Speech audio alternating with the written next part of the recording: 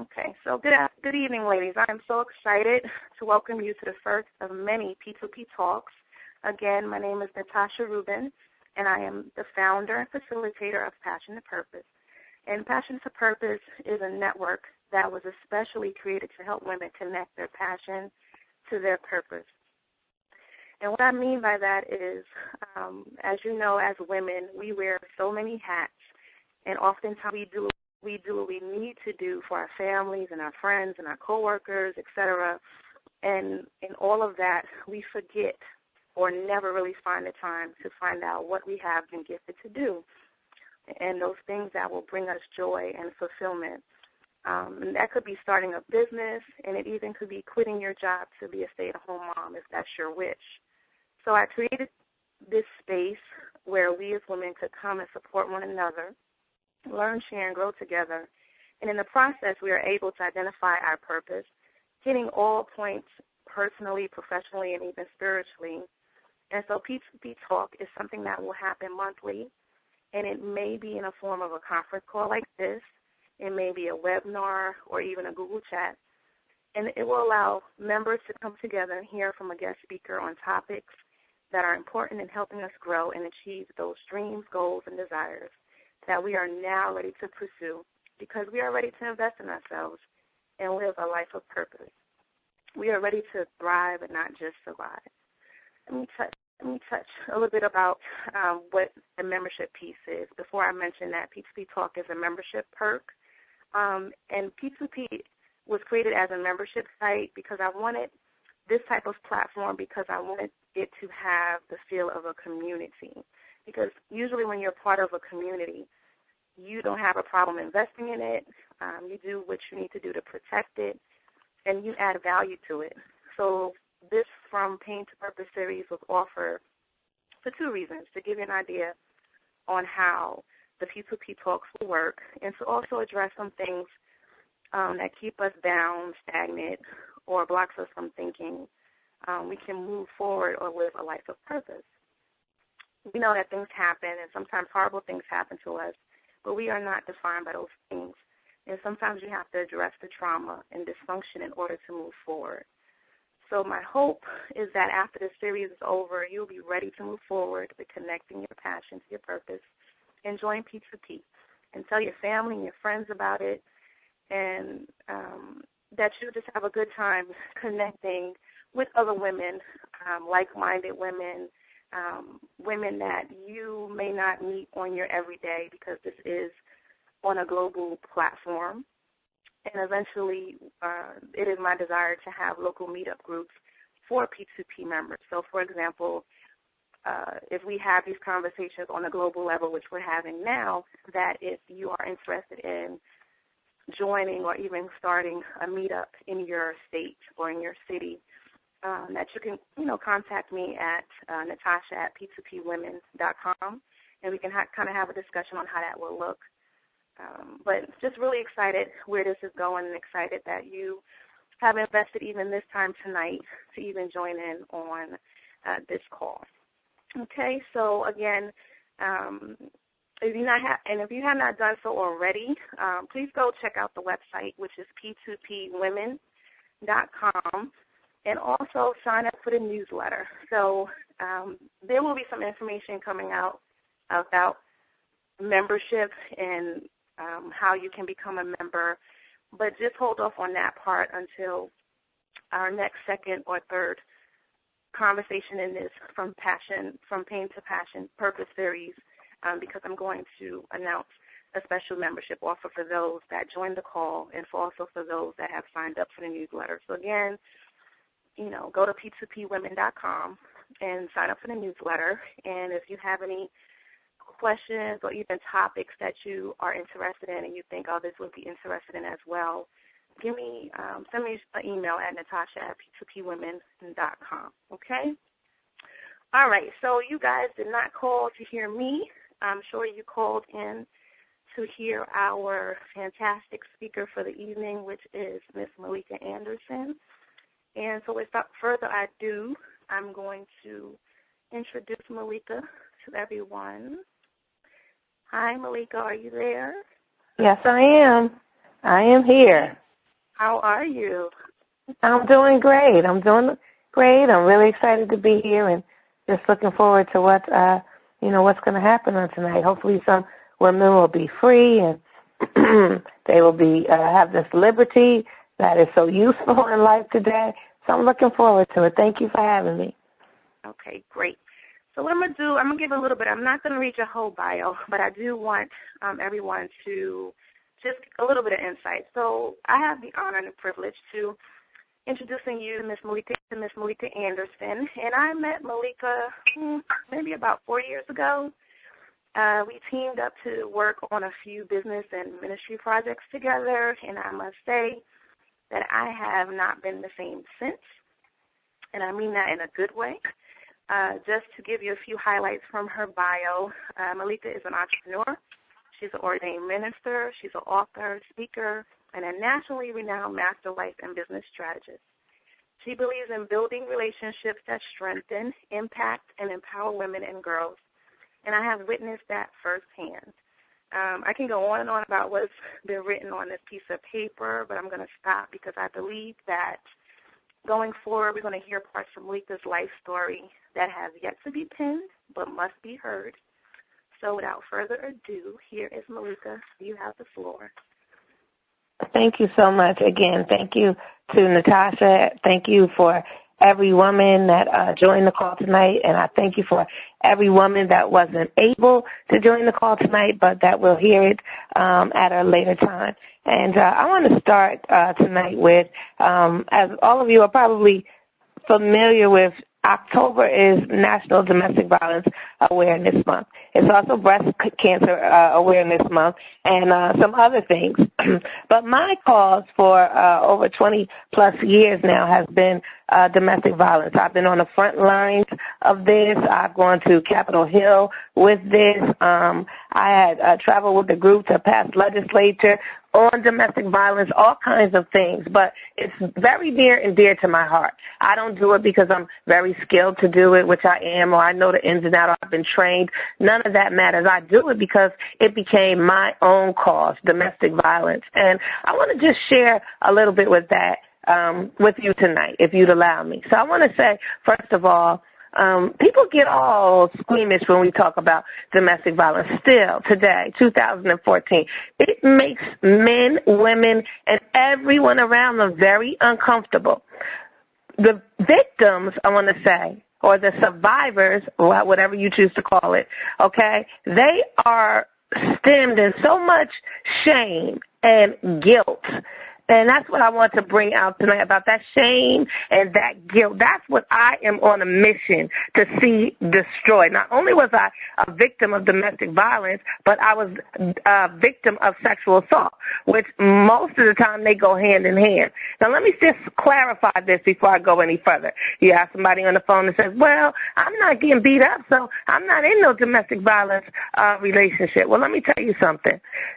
Domestic violence is not just physical. That's one aspect of it. But it can be physical, it can be mental, it can be emotional, it can be sexual, all of these little things. But it's always about the power and the control that the person, the perpetrator, has over you. It's about power and control, period, point blank. That's it in a nutshell. So I want to let you know that myself, Malika Anderson, on this phone. You wouldn't know it if you met me today because God cleans up real good, but I almost was a fatality at the hands of my abuser. Okay, so you have the type of abuse that you're going through, and I'm not making light of any of it. You know, you're going through, you can kind of, function through, the guy doesn't want to kill you, which is still terrible all the way around, but then you have the escalated level of abuse, which I was in, which means it's always near fatal. Every day it's near fatal. So I know for a fact that I am here, right, because God did a supernatural intervention into my life. Now, I'm going to tell you, I don't know where it started. I can't tell you how it started. I can't tell you why it started.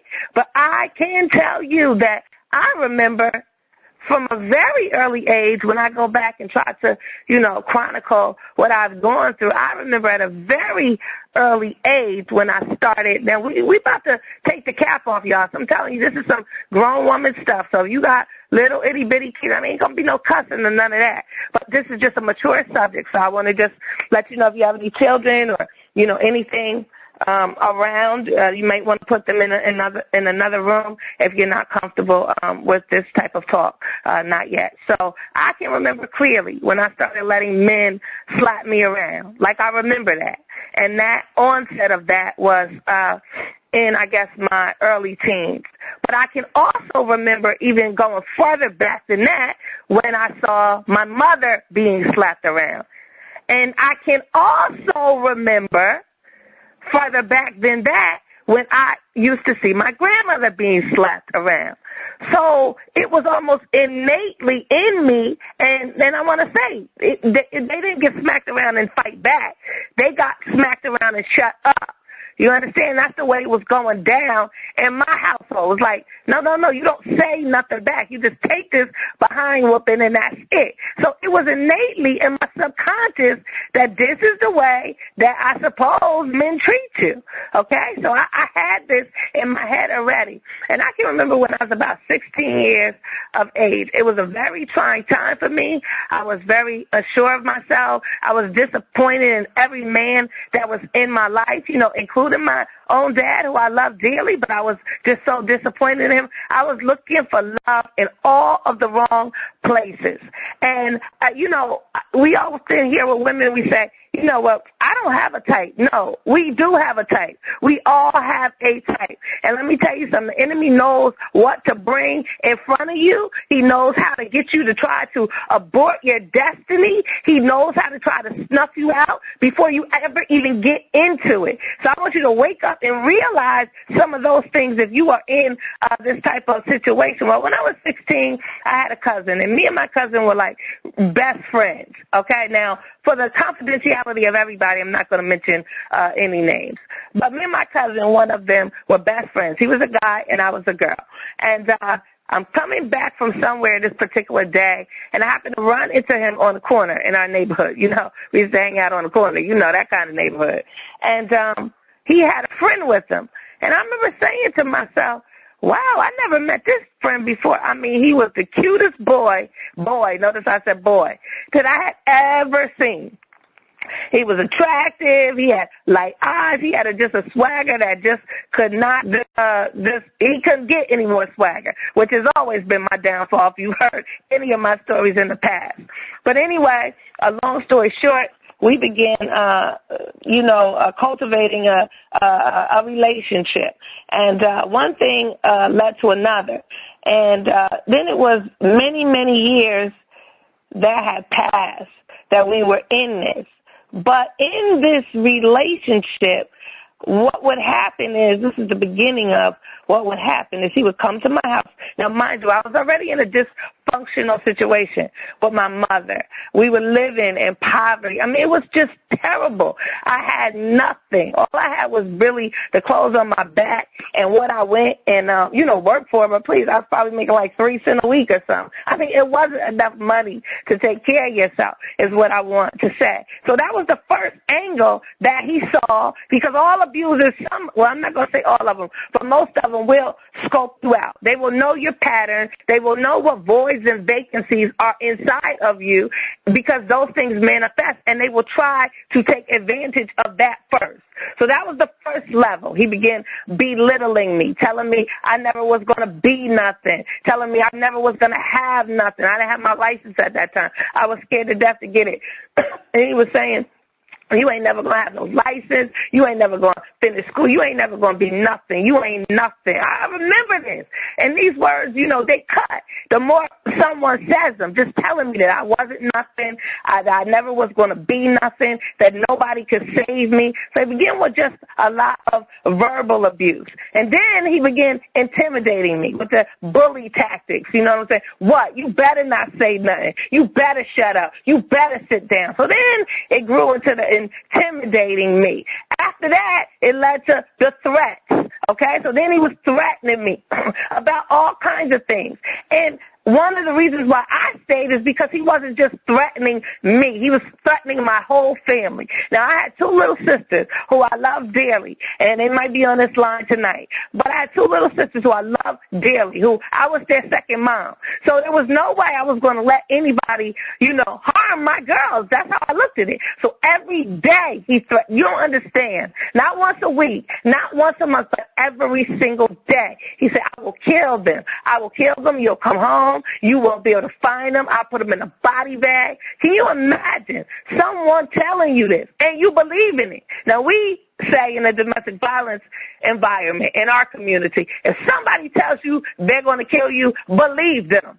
Okay? You don't wait around to see if they're going to do it. No. You believe them. Take them at their word. And I believed him. I took him at that word, at his word, and I knew he was, I could see the behavior escalating. It was escalating, and I knew it was, but I was just in such a dire and desperate situation. I didn't have anybody around to help me, to guide me, to tell me, what was right or what was wrong. And that example was not before me. And I'm not trying to disrespect my mom at all. She did the best she could. I really believe that with the information that she had. So now I can do better with my daughters with the information that I have. But I rationalized it over and over again. And I kept saying, this isn't so bad. You've been through worse things than this. Come on. You survived, you raped, you survived the molestation, so you certainly can survive this. You deserve this. Maybe he's right. Maybe you're never going to have nothing. You begin that negative self-talk in your mind. And so I complied. I complied with his wishes. I suppressed my own feelings. I hid it from everybody, but I knew that it was only two ways I was getting out this relationship, either in a body bag or I was going to have to get rescued. Thus began my communion with God, okay, on you've got to rescue me because there's no way I'm going to make it if you don't. It was getting that serious. So, at this point, after all of those tactics, he began to use strangulation. And see, strangulation, once he got a wind that people were going to notice the black eyes I had and the broken nose that I had and those type of things, he began to transfer the abuse to I guess I say body shots. He began to hit me all over my body because he knew that was very easy to cover up. And people couldn't see that unless I took my clothes, off. So one of the things he would use against me was strangulation. And he would strangle me. And I wish my baby sister was on the phone today because I know that from her seeing that traumatized her. And I can remember her saying, don't hurt my sister, don't hurt my sister. And him just strangling me until I lost consciousness. And then I would come to, and he would do it again. And then I would come to, and he would do it again. And then after he did it again, he would rape me. And this went on repeatedly for like 2.5 years at this particular time. So I really wanted to get out. But I'm going to tell you the truth, I didn't know how to get out. And I didn't want anything to happen, to my family. So we ask women, why do you stay? Well, we have many reasons why we stay. We don't stay because we're stupid. I've heard that so many times. Well, she's stupid. She needs to just get out of it. Well, guess what? It's not that easy. It's not the physical removing. You can physically remove yourself, okay? But it's still your mind that's affected, your spirit that's affected, sometimes your body that's affected. All kinds of things. The trauma follows you wherever you go. So in my case, people were suspicious, but nobody really knew for sure. It was like you could see it in their eyes that they kind of knew what was going on, but they just did not want to get involved, and that is the way it is with a lot of our women, outside today that are going through this type of thing, that have people, they feel like they have no support. So if you are a support person to anybody that is going through that, you got to talk to them. You never stop talking to them. But I can see the patterns in my own life going back to that, where I didn't have any self-esteem, okay, where he took I guess, everything from me in that area. You know, I knew that I was a strong woman to face, but all of those things weren't manifested in my life yet, okay? So I'm just dealing with, hey, I'm a young woman, you know what I'm saying? I really don't have anything. I got to stay with this man because if you see my situation, it was like he has to feed me. He has to take me to work. He has to do all these things that I relied on him to do. You know, that wasn't the right thing to do. But listen, back then there was, I believe, one shelter per county, not even city. One shelter every county. So I'm thinking, well, the nearest shelter is like maybe about 30 minutes for me. So I'm thinking I'm not going there. I'm just going to ride this out. I can really survive this. And then what happened next was, well, you know what? I'm going to take a little break, let Natasha come back in. I'm going to drink some water. Natasha, you can give them your email and my email, and then we're going to finish the story up, guys. Yes. So I just wanted to go over some points that Malika brought up, and she first talked about how something, you know, how it can, there's different levels. So I heard that she said it started out with him belittling her. And, you know, words, it starts with words, with tearing down with words, and then threatening, not just her, but her whole family and people that were close to her, people that she loved. And then it escalated to strangulation or just, you know, bruising, body shots. So just to, you know, if anyone knows someone that's going through this or have some suspicions, and then the other thing as well, she said never stop talking to the person that is going through this, because it affects the mind, it affects the spirit, it affects the physical, you know, the trauma follows you wherever you go. And why people stay, you know, I know when the Ray Rice situation came out and she talked that she's still there, and, you know, like she said, people said she's stupid, why does she stay? And, you know, someone looking on the outside may think that it's a piece of cake, just leave, just walk. And you just don't know, you know, what the person is going through, what reasons that the person is staying. And it's not always about, you know, them having money and they want to be taken care of, or, you know, it's just a whole lot of factors that go into helping somebody and rescuing somebody from that situation. So we just need to be a little more mindful about that and how we approach people and how we look at people, and, you know, not to pass judgment, and just maybe see how you can be a help and a support. And maybe the only thing you can do is just talk to them and encourage them and be there for them. And, you know, when they do have the strength or the courage to try something, that you are there to help them in order to, you know, get out of the situation alive, you know, and, you know, able to deal with, you know, what they have to go through as far as the healing process going forward. So if anyone has any questions, again, you can send a question to Natasha, which is NATASHA @p2pwomen.com. And you can also, after you get off the call is also being recorded. So you know, those that signed up via the registration, and also those that are on the newsletter list, will get a copy of this recording if you would like to share it to someone that you know might be in need of hearing it, okay? And you can also submit questions even after, because we'll probably have a recap after the series is over with some follow-up Q&A from our guest speakers. Okay? Okay. You're right. You ready? Yes. Okay. So, guys, at this point, back to the story, the person that I was with at the time was becoming more and more rude, arrogant, puffed up, and he was getting, frankly, worse because of his drug abuse.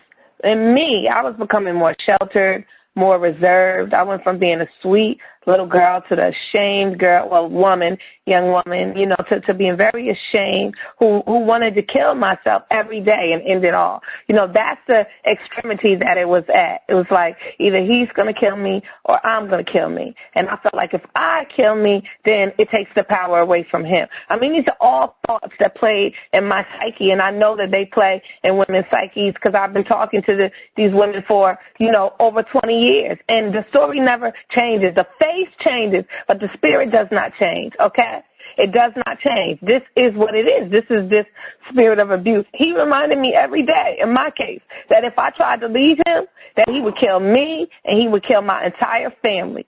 And so, that wasn't an option at that time. Because like I told you, I had other loved ones who were in my situation. I seen him escalate enough to know that he was going to be true to his word. He was that possessive and obsessive, over me for, whatever reason, that I knew that they would be in harm's way. So that was my way of protecting them. It's like, I was watching something and it was talking about some young ladies who were being abused by a man. And the oldest sister, and mine is, I'm the oldest too, but the oldest sister, how she said she used to, tell the father, listen, don't beat them. Just, I'll take it. I'll take the beatings. And she began to be the punching bag for her younger siblings. So I looked at it like that. It had nothing to do with money. It had nothing to do with any of those things. Oh, I love them so much. It had nothing to do with that. It was I wanted to protect my loved ones. But all the while, he was showing me guns every day. So now his behavior has escalated. So not only am I telling you I'm going to kill you, but I'm showing you what I'm going to kill you with. And, it's like I would nap time. I don't know for whatever reason, but I can remember this particular day when I woke up from a nap and just felt funny in the bed. I'm like, what is going on in, the bed? And I turned around and it was a gun laying in the bed, and it was pointed, at me. This is the level, okay, of trauma and fear that I had to live with. I couldn't go anywhere. I had no family and no friends to turn to because he had isolated me for so long. And if we did go out, he loved making a scene in front of people, especially other men. You know what I'm saying? I'm telling you, it was all about power and control. Then he began telling me I could never leave the house. I couldn't even go to the store. If I went out to the store, okay, he'd jump out the bushes or he'd ride up. And I knew what that meant. Okay, he's about to, hit me again because he feels like I didn't obey his rules. And I mean, this went on and on and on and on. And me, okay, now let me help you. For any of you who are going through this was me. I had to take responsibility for the part that I played in it, okay? But I didn't at that time. I'm the one who said no, he didn't do it. I'm the one that protected him. I'm the one that lied for him. I'm the one that did all of those things. It was nobody else. The devil didn't make me do it. I did it. It was a choice. So we got to be real where we are, okay? Sometimes being real is, look, this is going on in my household, but I'm not strong enough to walk out right now. Sometimes being real is, yes, he is beating me right now, but if I leave, he's going to, try to hurt my kids, and I can't have that. I mean, it's a lot of things that play into leaving.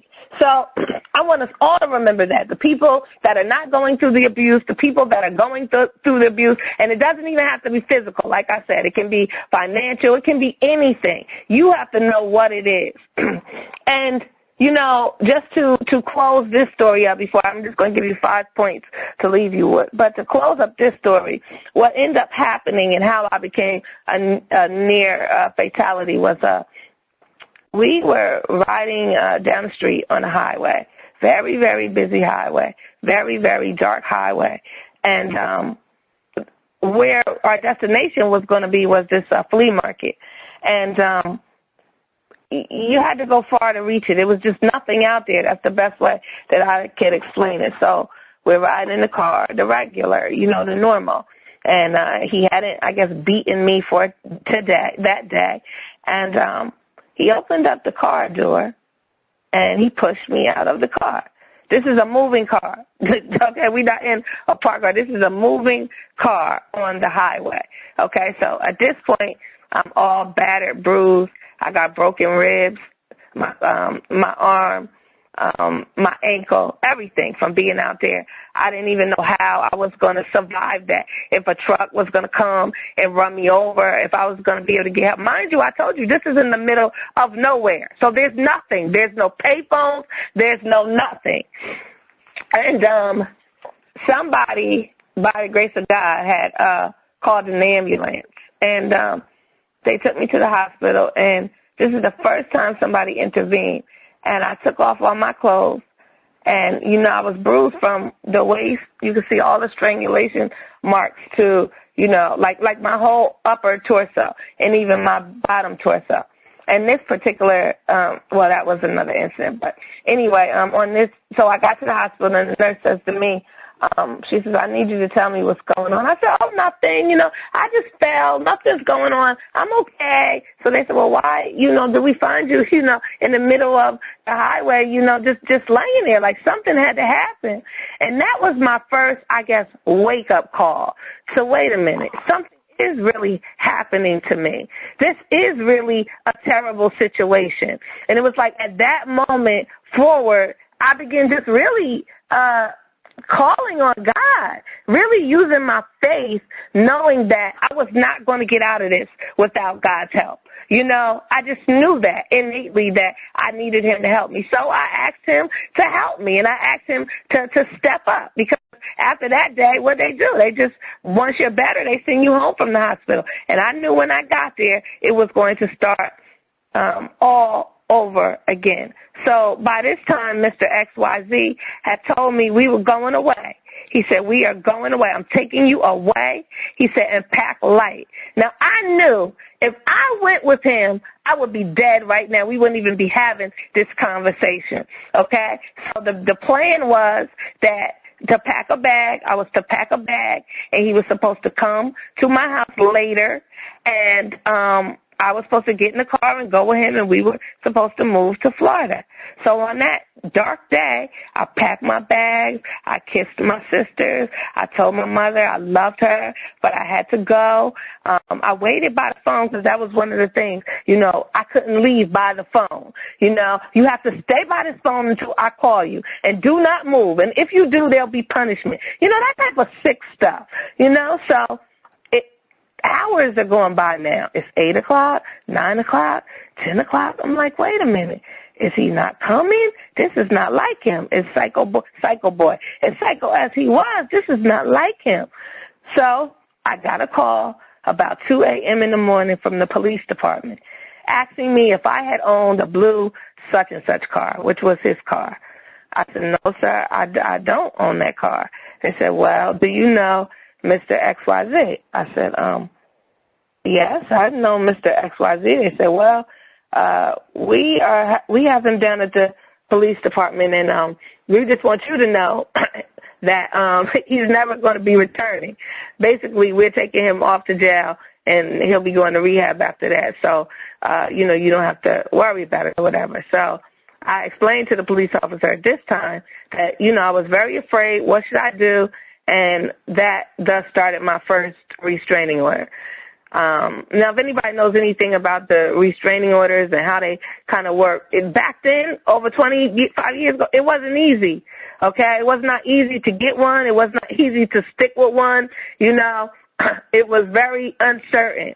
But that started me, you know, on the path of, you know, just really getting out of this. It was just really asking God to help me so that I could get out of it. Because I remember I didn't have any great mentors around me. I didn't have anybody to, you know, tell me the right things to do. So now I feel like this is going to be my way of escape. God, you really are rescuing me, because you knew that I can do it myself, so you had to give me a way of escape. And I never saw him again after that. And I'll tell you the end of the story, but that was the beginning of me starting to become whole, when I could look at it from not being inside of the relationship, but outside of it. But at the same time, guys, I was still traumatized. Although I was physically removed out of that situation, the trauma followed me everywhere I went, in my career, in my motherhood, in my business, in my personal life, all of that, even though he stayed in jail for many years. Now, when he came out, of course, you know, if you know anything about the psychology of a person that is like this, of course he would come out. He stalked me. It was terrible. He was trying to ruin my wedding. By this time, I was getting married to my ex-husband. By the time I ever saw him again, he was showing up at my grandparents' house. It really, really was terrible. So now I had to relive everything that had happened all over again. So I had to have enough sense to look at my patterns, right? Because we all have patterns and cycles and things that we get involved with that we're not aware of that are going forth. So my pattern was that I needed somebody to save me because my life was a living hell. Like, honestly, to tell you the truth, and I felt like I needed someone to save me. So when he wasn't the guy to save me, XYZ, guess what I did? I looked for someone else to do it. Thus started the cycle. The cycle, that same spirit of abuse was chasing me. But I had to break that generational curse. And I did, and I believe it's broken, and my daughters will never have to experience that. My nieces will never have to experience what I went through. So slowly but surely, I got through what happened to me. Even though I didn't talk about it, I tucked it away in a drawer. I moved on. I quickly got into another relationship. I told you that. I got married. I had a baby. But I was still the same lonely, confused, and emotionally damaged woman as the next. Because the effects of his abuse, okay? It's the effects of his abuse that followed me everywhere that I went. The scars of trauma, the pain of it. Because it was almost too much for me to bear. So I had to learn how to release those burdens to our Creator so that I could be free. I had to do a lot of hard work. I'm not going to lie to you. It was a lot of hard work to overcome what happened to me. But once I decided to give my life for the cause, that means I'm on the front line taking a bullet for another woman because I know what she's been through. I know what she's going through. I had to deal with that hurt in my own way. Just like maybe some of you on this call, you have to deal with it in your own way. Now, listen, we are limited for time. So, of course, this is not even a little bit the whole entire story. But anyway, the blessing is that God intervened. He ended up getting locked up. And when they found all of this material, I guess that's the best way I can say it, journaling or whatever he was doing, it was laid out for us exactly what I told you. He was going to move me to Florida. He was going to kill me and then kill himself. But God intervened on my behalf because he knew that I had a destiny and he knew that he had a plan for my life that nobody could take it. You can't take, nobody can take your life. It belongs to God. Only he has the power to do anything to you. So that's what you got to know when you are in a destructive relationship, you know, of any kind. Now, I just want to say this in my ending is that, which I don't know, I don't want to say coincidence or something like that, but I just thought it was very ironic that later, Mr. XYZ, the one who had beat me for so many years and, you know, done all this damage to me, he ended up dying. He ended up getting beat to death and killed. Isn't that something? Isn't that ironic? And I thought about it, and I said, wow, God, he beat me over and over and over and over again. But just one beating killed him. And so that is what ended up happening to him. But it's a serious matter, guys, and I just want to let you know if you have anybody that you know that's being affected by any type of domestic violence and all the little lists that I gave you, you know, talk to these people. You know, don't give up on them. Don't call them stupid because you don't know what's going on behind closed doors. We have to be strength to our women and girls and build them up so that they don't have to walk through these things. They don't have to, you know, the violence doesn't have to escalate like it did in my case. Okay, we can stop it. We can cut off that generational curse and we can move forward and we can be free. So I'm going to just leave you with 5 quick points and then we'll turn it back over to Natasha. So the first one is, you know, how can you overcome domestic violence and any other dysfunction? Okay, so that's the question. How can you overcome domestic violence or any other dysfunction? The first thing you got to do is you have to be built up in your inner man. That's not the external stuff. Because, see, you can hide behind the pain of abuse through weaves. You can hide behind the pain of abuse through nails. You can hide behind the pain of abuse through men, through sex, through clothes, through pocketbooks, all that stuff. But that's not what I'm talking about. I'm talking about being built up in your inner man. That's what you need to do so that you can become whole and you can become healthy. And when you have a healthy thinking, a healthy frame of mind, then you can overcome domestic violence. It's not on my time. If you leave in 7 weeks or 7 years, that's not my time. Okay, that's your time. So in order for you to overcome it, that or anything else, you've got to get strong enough to be able to do it. That's the number one problem with domestic violence, especially physical. Okay, we just don't talk back. That's what we've seen. That's a learned behavior. That's what the man is saying to us every time he's punching us, kicking us, spitting at us, all those things I've had. So becoming healthy and whole and being built up in your inner man will help you to overcome domestic violence and any other dysfunction that you have. And the second one, number 2, is you have to pray to God to rescue you. Now, there may be many different, I'm not talking about anything religious, and I'm not talking about any denomination. I don't care if you're Baptist, Pentecostal, Histocostal, Mostacostal. It don't matter. None of that doesn't matter. I'm talking about praying to all creation, of each and every one of us. He knows our ins and outs, every hair on our head, every tear that drops. Sometimes, like I said, we don't have the strength to walk away. But God has the strength to rescue us. So praying to God to rescue you. That's my number 2. Can you still hear me? Hello? Yes. Okay, you can still hear me. Okay, because it looked like it dropped. Okay, so that was number 2. Number 3 was talking to someone if you can. Even if you think, this is both sides of the fence, guys. Okay, if you're the victim or if you're not the victim, talk to someone if you can, even if you think they're not listening. Because most of the time, we know the statistic, it takes 11 times for a woman to walk out of a relationship like this for real. Okay, so, yeah, she might get out and go back, get out and go back, get out and go back. But keep talking, because something you say may capture her ear. And one day, it might be what you said that causes her to really walk away. So never, ever, ever stop talking. Talk to someone, even if you think they're not listening. And number 4, realize your worth. You have to realize your worth. Okay, your identity is wrapped up in your worth. Your value has to be realized by you first, then others. That's all building up the inner man, building up your faith, realizing what you are worth. You're worth more than somebody smacking you around. You know what I'm saying? I don't want to tell you about my little secrets about the hot grits and the frying pan. And no, you ain't going to be hitting none of my sisters. No, I don't advocate violence, but I'm just saying you have to realize your worth and you have to protect your worth. And number 5 is you got to fight like hell. You got to fight like hell through all the mountains, through the valleys, the back talk, the subliminal language. You got to fight through your fears. You got to fight through your tears. You got to fight through your discouragement, your depression, your anxiety, anything that threatens to keep you bound, you must fight.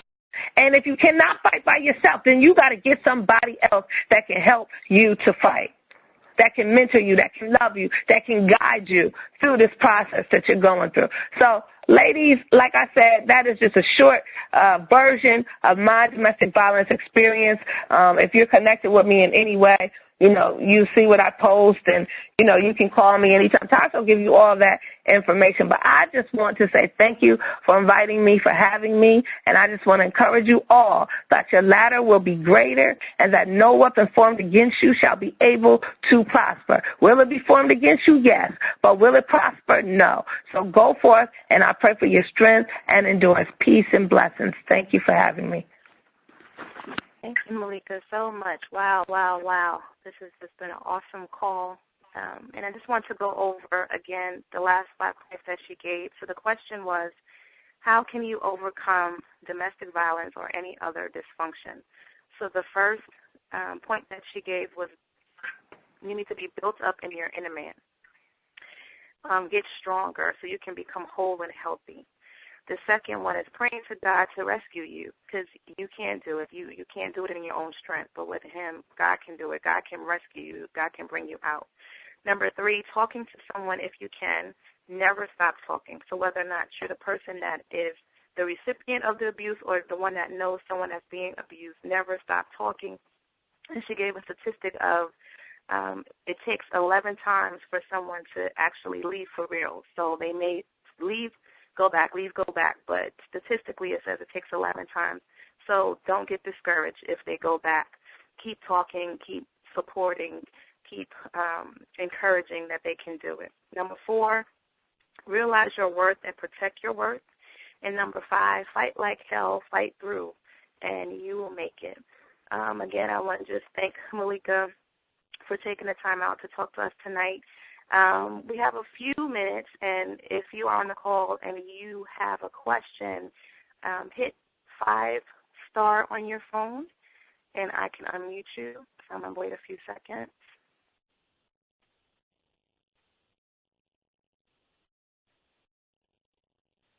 If there's any questions. Okay. So there's not any questions again.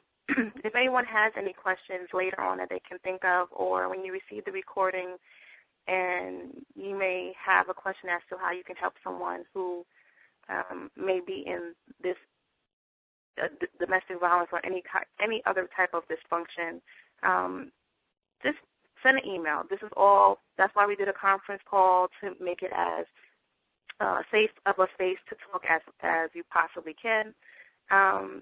And just keep that in mind. So just to give you some things before we end. So next week we're going to have our second call from Pain to Purpose, and the topic is actually around infidelity. And I will send out some information on that. So again, join the newsletter so you can get this information, and you can go to p2pwomen.com and sign up for the newsletter. I'm also going to send out another Eventbrite that you can register through, and because we're going to also keep that on a conference call, since it's such a sensitive topic, but a topic worth discussing, okay?